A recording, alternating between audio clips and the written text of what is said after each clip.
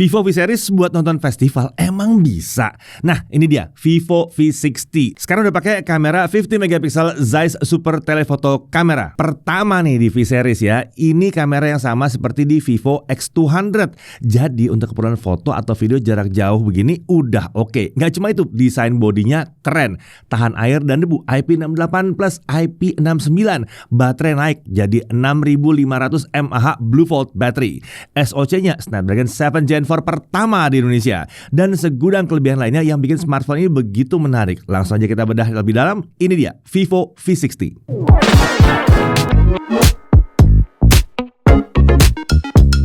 Oke, Vivo V60. Buat yang belum tahu, dalam 1 tahun Vivo V Series itu dirilis 2 kali ya, tiap tahun tuh ya. Makanya mungkin akan banyak yang merasa perasaan kemarin baru rilis V50, kok sekarang udah ada V60 lagi. Nggak kerasa ya, Vivo V50 itu udah sekitar 5 bulan yang lalu diluncurkan ya, tepatnya di bulan Maret 2025. Jadi wajar kalau sekitar 5 atau 6 bulan kemudian akan ada versi barunya.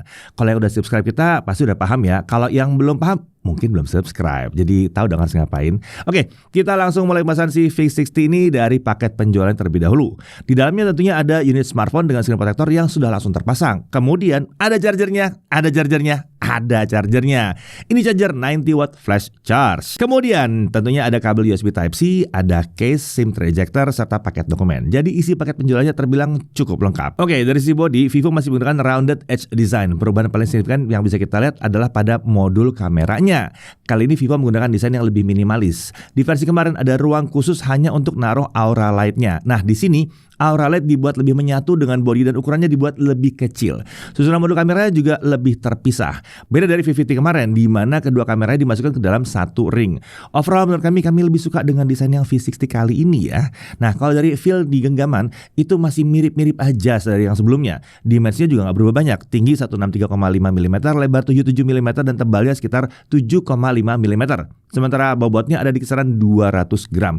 Ini bobot yang normal mengingat di dalamnya sekarang ada kamera tele dan baterainya naik 500 mAh lagi dibandingkan pendahulunya. Untuk material frame ini menggunakan polikarbonat ya, sementara bodi belakangnya ini pakai kaca. Opsi warna yang tersedia itu ada Spotlight Grey, Dancing Blue, dan Festive Purple. Nah, untuk ketahanan terhadap air dan debu, smartphone ini sudah punya rating di IP68 dan IP69. Angka 6 itu menunjukkan kalau debunya tidak akan masuk dalam perangkat ya, jadi kedap debu. 8 menunjukkan kalau smartphone ini aman kalau kecemplung air ya, bukan dicemplungin terus-terusan ya, ada waktu dan kedalaman tertentu, dan itu untuk air bersih. Sementara IP69 menunjukkan ketahanan terhadap semprotan air bertekanan tinggi dan suhunya ada di kisaran 80 derajat Celcius maksimum. Perlu diingat, angka IP rating itu makin tinggi bukan jaminan pasti lebih bagus. Beda di skenario pengujiannya aja. Oke, sekarang kita lihat di sisi kanan ya, ada tombol power dan tombol volume up and down. Lalu di atas ada mikrofon dan ada infrared blaster di sini. Di kiri ini kosong, polos ya. Di bawah ada SIM tray dual SIM, mikrofon, USB-C, grill speaker stereo bagian bawah. Ya, speakernya stereo ya, dengan speaker satu lagi ada di bagian earpiece. Suaranya udah tergolong lantang, jernih, dan separasi suaranya juga udah lumayan oke nih. Untuk mendengarkan berbagai jenis lagu atau main game, speakernya udah tergolong oke. Ya, minimal udah stereo lah ya di sini ya. Oke, beralih ke sisi depan. Ini adalah layar 6,77 inci, resolusi 2392 x 1080 pixel. Refresh rate-nya up to 120 Hz dan ini adaptif 60 sampai 120 Hz. Layar ini menggunakan pelindung yang Vivo namakan sebagai Scott Sensation Core. Lalu kemudian dari segi brightness, kita uji sekarang ya untuk indoor dan simulasi outdoornya. Di kondisi indoor, brightness maksimumnya itu bisa mencapai 600 nits. Sementara untuk simulasi outdoor saat kami coba itu bisa di kisaran 1300 nits. Ini udah sangat terang. Untuk kebutuhan outdoor pun nggak ada masalah ya, terang banget sebetulnya. Vivo mengklaim brightnessnya bisa nyampe 5000 nits untuk local peak brightness. Nah, kalau yang satu ini biasanya hanya untuk skenario tertentu, seperti konten HDR dan pengujiannya itu pakai kotak yang kecil putih gitu ya. Ini mungkin hanya untuk titik-titik tertentu yang warnanya terang banget. Nah, sementara kalau kami ngujinya tuh kondisi full screen brightness-nya. Nah, untuk color gamut, Vivo menyediakan beberapa mode warna, ada standar, profesional, dan bright. Sekarang kita lihat hasil tes color gamutnya ya. Untuk mode profesional, gamut coverage dan volume diarahkan mendekati 100% sRGB. Sementara untuk mode standar ini mendekati 100% DCI-P3. Nah, kalau mau warna dan saturasinya lebih tinggi, ada juga mode bright yang memang buat warna layar terlihat lebih gonjreng lagi di sini. Untuk bezel layar udah sangat tipis di seluruh sisinya dan udah udah cukup simetris di sini. Kris approve di sini ya. Lalu ada screen touch ID atau fingerprint scanner di layar ini. Nah, untuk fitur always on display tersedia, tapi sayangnya belum yang benar-benar bisa nyala terus. Saat kita coba AOD-nya itu baru bisa nyala selama 5 detik aja. Kemudian di atas layar ada earpiece nih untuk speaker dan nelpon ya. Lalu ada juga di sini kamera depannya. 50 megapixel Zeiss front camera, f2.0 autofocus. Field of view-nya 92 derajat, termasuk yang lebar ya. Cocok nih buat selfie rame-rame. Perekaman video up to 4K 30 fps atau 1080p 60 fps juga bisa. Sekarang kita beralih ke sisi belakangnya. Ini adalah kamera utamanya, 50 megapixel Zeiss OIS main camera. Sensornya udah pakai Sony IMX766, bukannya f1.9, dan tentunya udah autofocus. Dan lengkapi dengan optical image stabilizer. Perekaman video juga up to 4K 30 fps dan 1080p 60 fps juga tersedia. Lalu ada 8 megapixel Zeiss ultra wide angle camera, bukannya f2.2 fixed focus. Perekaman video up to 1080p 30 fps. Sayang ya, di sini Vivo memutuskan untuk downgrade kamera ultrawide-nya ini. Lalu ada kamera 50 megapixel Zeiss Super Telephoto Camera dan lengkapi dengan optical image stabilizer. Perekaman video juga up to 4K 30 fps dan 1080p 60 fps juga tersedia. Adanya nama Zeiss di setiap kameranya seperti untuk menunjukkan kalau semua kamera ini udah berkualitas tinggi sesuai dengan standar Zeiss.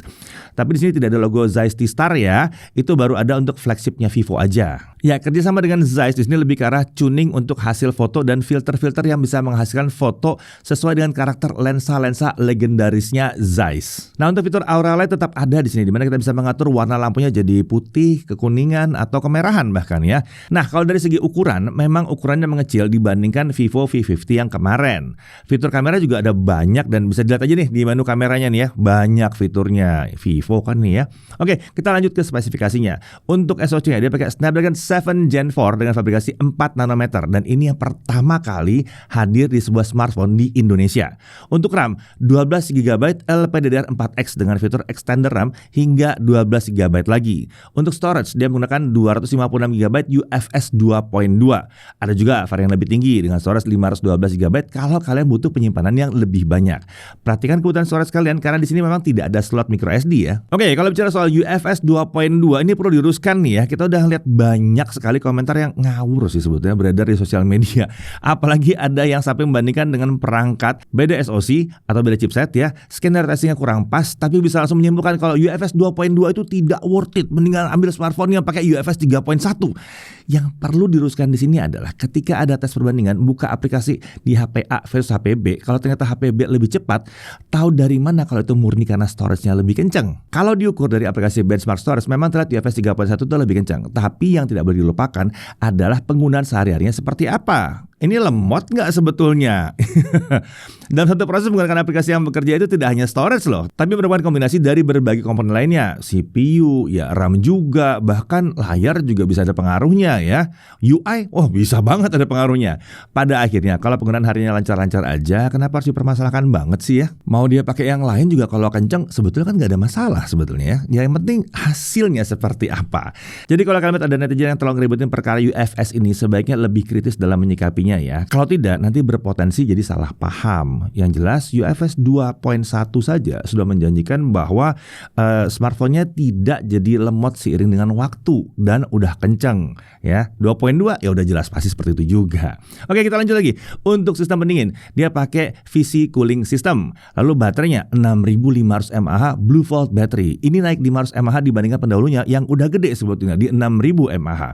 Menariknya, untuk pertama kali fitur bypass charging hadir di Vivo V Series. Jadi kita bisa gunakan fitur ini ketika lagi gaming sambil ngecharge. Fitur ini membuat charger langsung mengalirkan daya ke boardnya dan nggak ngecharge ke baterainya. Mirip-mirip kayak di laptop lah. Kemudian untuk chargernya ini adalah 90 watt flash charge ya. Untuk sensor ada banyak, dibaca aja di dalam tabel yang satu ini. Yang jelas gyronya udah hardware dong di sini. Untuk konektivitas ya tentunya 2G, 3G, 4G, 5G bisa semuanya, nggak ada masalah. Tapi di sini belum ada dukungan untuk eSIM ya. Untuk Wi-Fi-nya ada Wi-Fi 6 dan Wi-Fi sharing juga tersedia. Bluetooth 5 ada di sini. Bluetooth codec, nah ini dibaca dalam daftar ini. nih. Wah, banyak juga nih supportnya ya, lengkap lah yang satu nih. Lalu NFC-nya NFC multifunction, khas keluarganya Vivo nih. Bisa digunakan juga untuk emulasi access card. USB-nya bisa OTG tentunya, dan output display via USB-C itu memang sayangnya belum bisa. Untuk keamanan dia pakai fingerprint atau screen touch ID dan ada face unlock juga. Untuk OS dia pakai FunTouch OS 15 dengan basis Android 15. Untuk update OS-nya, Vivo menjanjikan update Android 4 kali dan security update-nya terjamin sampai 6 tahun. Nah, saat pertama nyalakan ada beberapa aplikasi tambahan yang memang langsung terinstall, tapi untungnya bukan aplikasi yang aneh-aneh ya, bukan. Dan ini semua bisa di-uninstall kalau tidak dibutuhkan. Untuk fitur, OS Vivo juga sudah menyediakan fitur AI di sini. Ada Circle to Search, AI Live Text, AI Transcript Assist, AI Live Call Translation, AI Caption, dan ada juga AI Erase 3.0. Nah, AI Erase ini ada tambahan fitur ya, di mana sekarang kita bisa menghapus reflection atau pantulan-pantulan cahaya. Misalnya nih, foto lagi di samping kaca, terus kameramen foto dari luar ruangan. Biasanya ini skenario mungkin di kafe gitu ya. Nah, hasil fotonya dari yang banyak pantulan itu bisa jadi lebih bersih. Lumayan kan? Nah, mantep nih. Oke, sekarang kita lanjut ke hasil pengujiannya. Kali ini bareng sama Chris ya. Oke, berhubung saya yang ngetes HP-nya, kali ini untuk pembahasan hasil pengujian bareng sama saya ya. Kita mulai dari benchmark-nya dulu. Untuk Antutu 10 kita dapat skor di 1 jutaan. Wah, udah kenceng nih hitungannya. Untuk Geekbench 6, single core di 1240 dengan multi-core di 3573. GFX Bench 1080p cartridge off-screen di 56 fps. 3D Mark Slingshot Extreme Unlimited graphics score-nya di 11335. 3D Mark Wildlife Stress Test, base score-nya di 6365, low score-nya di 6342. Stability-nya di 99,6%. Tanpa kipas pun kestabilannya sudah sangat baik. Skor benchmark tadi mengindikasikan kalau level performanya memang ada di kelas menengah atas. Kami tahu ini bukan yang paling kencang, tapi masih terhitung layak untuk kelas harganya. Untuk pengujian gaming, kita coba aktifkan boost mode yang ada di overlay berikut ini. Ini supaya performa gamenya bisa maksimal. Untuk game, kita coba mulai dari Subway Surfer dulu. Game ini bisa berjalan di 120 fps, mulus dan lancar, tapi catatannya, kita harus setting refresh rate ke high dulu. Kalau di mode Smart Switch, layarnya jadi turun ke 60 Hz, yang otomatis frame rate-nya juga jadi terbatas di 60 fps. Jadi jangan lupa diatur dulu refresh rate-nya ke high. Untuk game berikutnya Mobile Legends, setting tertinggi yang terbuka adalah grafis ultra dengan frame rate di super, artinya mentok di 90 fps. Seharusnya performa SoC ini udah sanggup sih untuk 120 fps, cuman memang dari developernya aja yang belum buka. Kalau cuma di setting super seperti ini mah, game bisa dimainkan dengan sangat lancar tanpa frame drop di 90 fps terus-menerus. Lanjut untuk PUBG Mobile, setting tertinggi yang terbuka masih terbatas di frame rate ekstrim aja, yang artinya mentok di 60 fps, belum bisa lebih. Tapi menariknya, setting grafis bisa kita setel sampai HDR. Jadi paling tidak, walaupun frame rate-nya 60 fps, grafiknya masih bagus. Nah, di mode HDR Extreme, game berjalan lancar di 60 fps. Untuk gyro aiming nggak ada masalah, terbilang mulus dengan akurasi yang cukup baik juga. Lanjut ke Genshin Impact. Kita coba di setting highest 60 fps, dan di sini setting preset highest-nya membuat visual efeknya jadi low. Kita coba tes dengan seperti ini tanpa terlalu banyak ngutak-atik settingannya. Untuk average frame rate-nya ada di 40 fps dengan fluktuasi di kisaran 35-45 fps. Sampai akhir pengujian juga segitu-segitu aja. Performanya tergolong stabil untuk dimainkan berlama-lama. Suhu juga aman banget di sini. Sisi layar terpanas cuma di 40 derajat Celcius. Dan sisi belakang juga terpanas cuma di 42 derajat Celcius. Segini mah anget-anget doang. Saat kami uji dengan kipas, frame rate-nya bisa naik sedikit, rata-ratanya dari 40 jadi 42 fps. Di awal memang kita bisa dapat di kisaran 50 fps sih, tapi seiring berjalannya game, fluktuasinya jadi kisaran 40 fps juga. Nah, fluktuasi frame rate seperti ini memberikan pengalaman yang mirip-mirip aja sebetulnya. Terutama kalau kita nggak terlalu memperhatikan angka FPS-nya. Tapi kami akan selalu menyarankan, pakai kipas atau pendingin ekstra lainnya kalau mau dimainkan berjam-jam. Itu lebih sehat untuk smartphone-nya.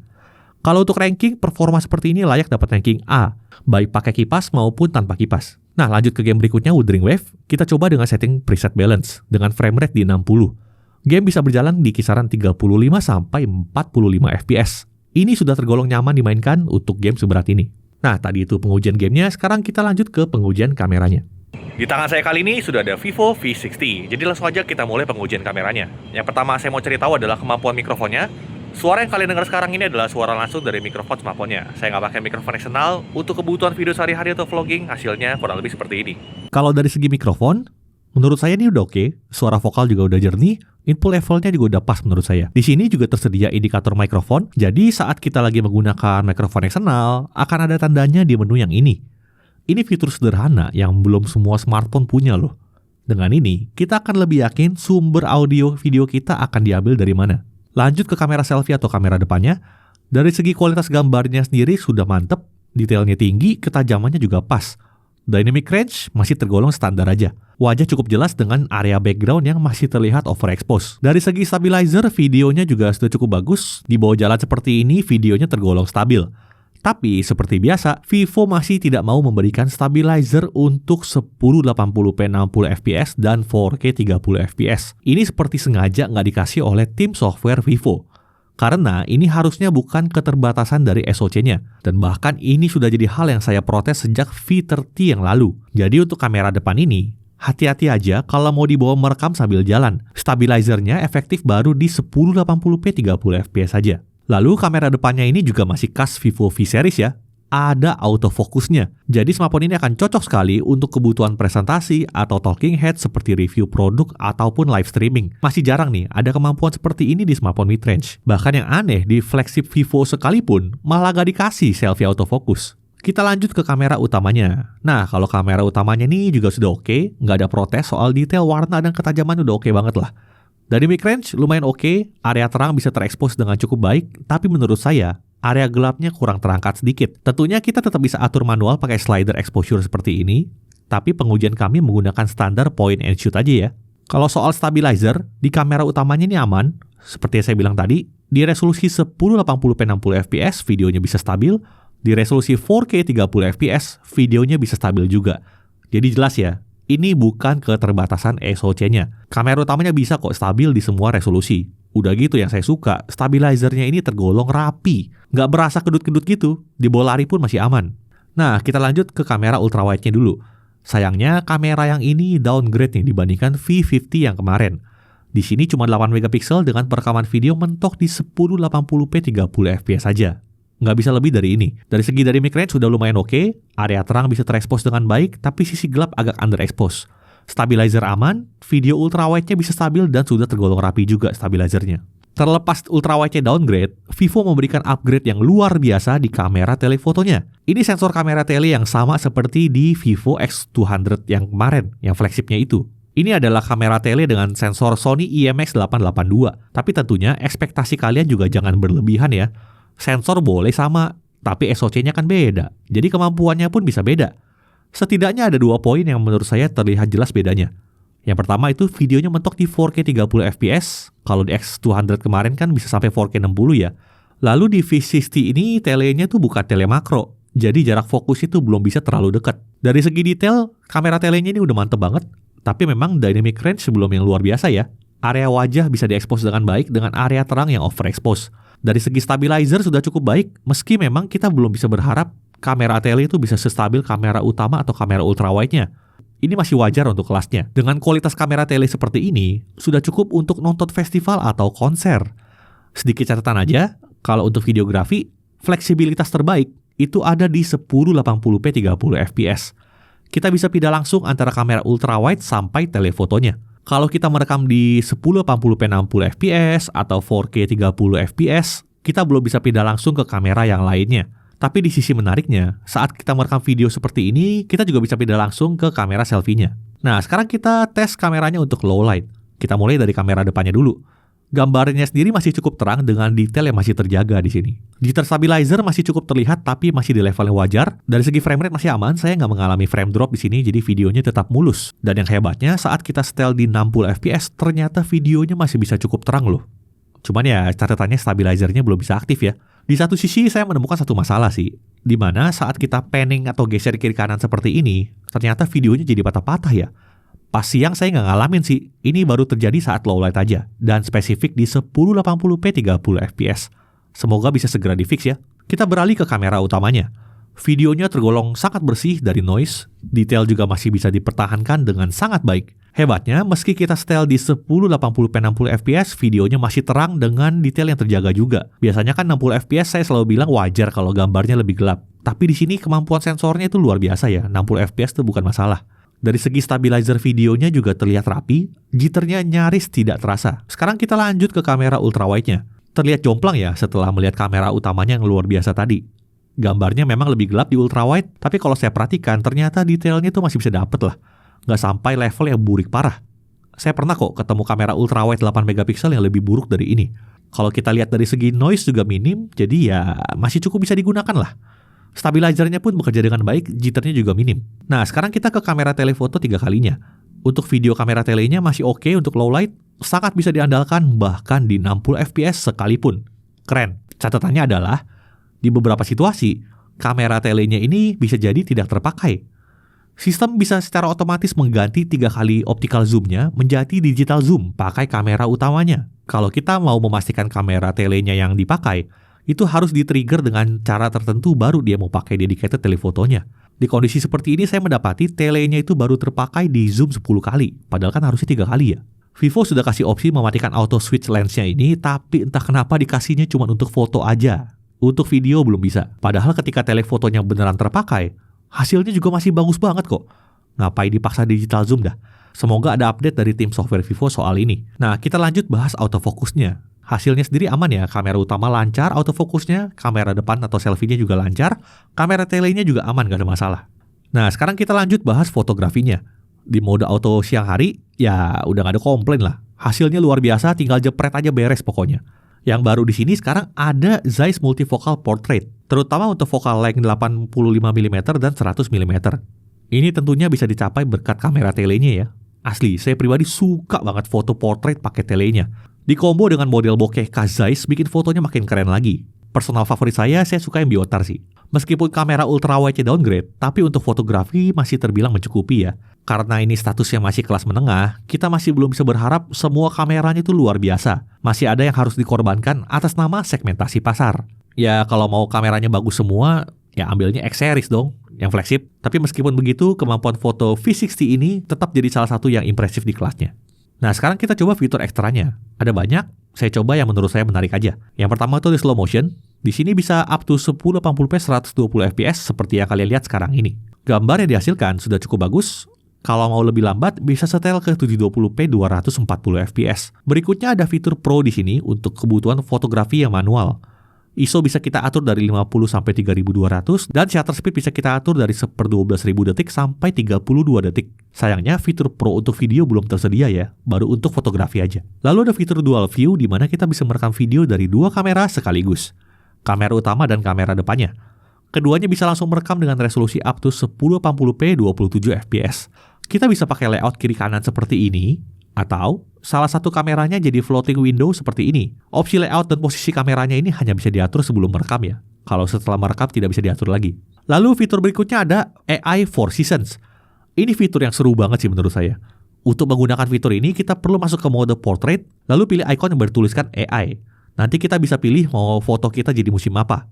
Setelah dijepret, foto kita akan diproses secara online. Jadi kalau mau pakai fitur ini pastikan sudah terhubung ke internet. Nah, foto yang dari normalnya begini, kita bisa buat jadi kayak begini. Ini saya sering banget pakai pas lagi jalan-jalan sih. Oke, jadi itu dia kameranya Vivo V60. Kalau ditanya apa yang masih kurang atau hal yang masih perlu ditingkatkan sama Vivo, tentunya ada ya. Pertama, stabilizer videonya. Tolong dong Vivo, kamera depan 60 fps dan 4K 30 fps-nya dibuat stabil juga. Kemudian dynamic range pada video harusnya masih bisa ditingkatkan lagi, terutama kamera selfie-nya. Lalu fitur Pro terbatas untuk fotografi aja. Kemudian ultrawide-nya downgrade ketimbang V50. Terakhir, semoga video selfie-nya yang patah-patah tadi bisa segera di-fix. Untuk saat ini baru itu aja sih yang bisa saya protes. Overall kameranya termasuk yang luar biasa di kelasnya. Kamera telefoto 3 kali zoom-nya yang 50 megapiksel dikombo dengan optical image stabilizer. Ini masih langka ada di kelasnya. Ada yang punya tele tapi nggak ada OIS-nya. Ada yang bisa kasih tele 3 kali periskop, ada OIS juga, tapi nggak dilanjutin. Ada yang punya tele 3 kali optical, tapi sensornya nggak sebagus di sini. Jadi bisa dibilang kamera telenya ini belum banyak lah yang bisa ngelawan. Kemudian kelebihan berikutnya adalah kamera depannya salah satu yang terbaik. 50 megapiksel autofocus masih jarang ada yang punya. Lalu fitur bokeh ala Zeiss-nya juga jadi keunikan tersendiri, dan stabilizer videonya terbilang sangat rapi. Hampir nggak berasa efek kedut-kedutnya. Jadi overall untuk kelas harganya masih mudah untuk saya merekomendasikan Vivo V60 ini, terutama untuk kalian yang kebutuhan utamanya adalah kamera yang bagus. Vivo tinggal bebenah dari sisi software sedikit lagi aja. Soalnya kan ini saya nguji kameranya sebelum tanggal launching ya. Jadi bisa aja nggak lama setelah launching akan ada perbaikan-perbaikan lagi. Kalau sudah lebih matang bakal lebih mantap lagi nih kameranya. Sekian pengujian kamera Vivo V60, kita lanjut lagi ke pembahasan berikutnya. Untuk YouTube offline video playback 1080p itu kita dapat di kisaran 25 jam. Ini hasil yang udah oke, tapi sedikit turun dibandingkan dengan V50 yang kemarin. Karena yang itu tuh bisa 28 jam. Sepertinya karena SoC baru, Vivo masih perlu waktu untuk tuning baterainya lagi. Lalu streaming YouTube 1080p 30fps non-HDR selama setengah jam baterai berkurang 2%. Untuk TikTok setengah jam baterai berkurang 2%. Genshin Impact highest 60 selama setengah jam baterai berkurang cuma 10%. Overall, kalau kita nggak pedulikan angka mAh-nya berapa, ini baterainya sudah terbilang sangat awet. Tapi untuk 6500 mAh, kami rasa Vivo harusnya bisa mencapai lebih baik dari ini ya. Soalnya kan secara kapasitas naik 500 mAh dibanding pendahulunya, tapi hasil tesnya masih mirip-mirip aja. Lanjut ke charging, mengisi dari 1-50% butuh waktu 29 menit. Dari 1-100%, kita butuh 57 menit. Mengingat kapasitasnya 6500 mAh, ini tergolong charging yang kencang. Mantap nih, bisa di bawah 1 jam. Untuk pengujian lainnya, Netflix sudah bisa Widevine L1, mendukung streaming sampai Full HD. HDR10 juga sudah tersedia di sini. Dan untuk streaming YouTube, kita bisa streaming sampai 4K 60 fps dan sudah mendukung HDR juga. Lalu untuk haptic feedback, nah ini nih. Ini masih jadi PR untuk Vivo V-Series sampai sekarang.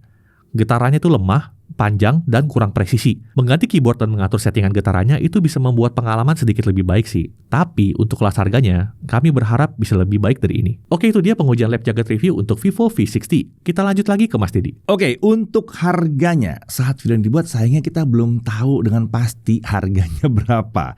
Tapi mengingat kamera tele atau tepatnya penambahan kamera tele itu biasanya lumayan mahal ya. Rasanya wajar kalau ada kenaikan harga sedikit dibandingkan Vivo V50 yang kemarin. Ya kan, sekarang jadinya lengkap ya, ada ultra wide, wide, dan tele juga.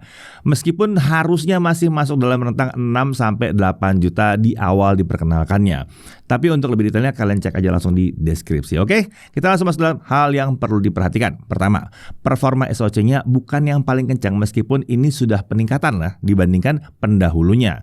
Tapi ini masih tergolong performa yang layak sebetulnya untuk kelas harganya sih.